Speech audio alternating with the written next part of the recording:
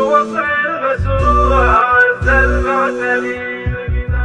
بياع العنب جذوره وثلج داخلي بحضوره، نفسه بالوصل مسرور عز المعتلي مقداره. جاني بعد طول الغيبة وانا في الزوا حيبة، واحساس الغلا والطيبة في عيني تشيع انواره.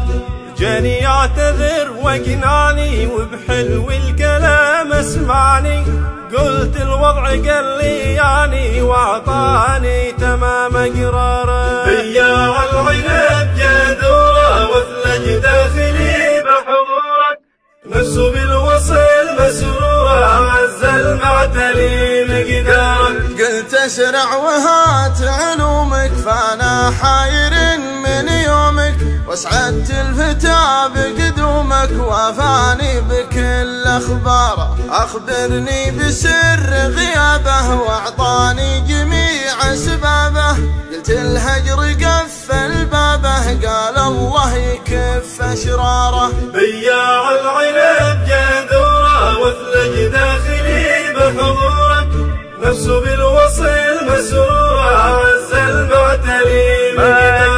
ما اجمل رجوع الغالي من بعد الجفا لا طالي، يسعدني ويشرح بالي واقطف من جميل ازهار. بياع العنب من بعدك حاير لين ربي ردك، والحين يدي في يدك في بستان تو شجاره. بياع العنب جذوره وثلج داخلي بحضورك، نفسه بالوصل مسروره عز المعتلي.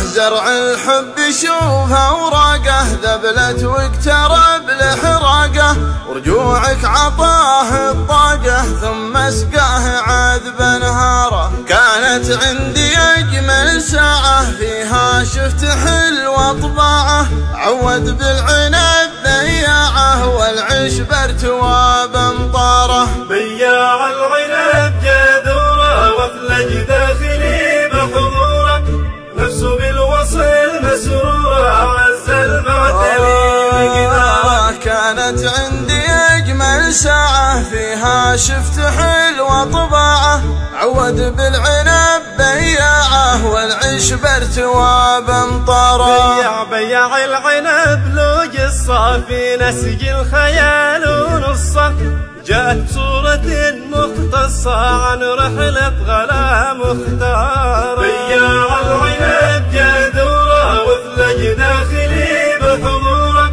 نفسه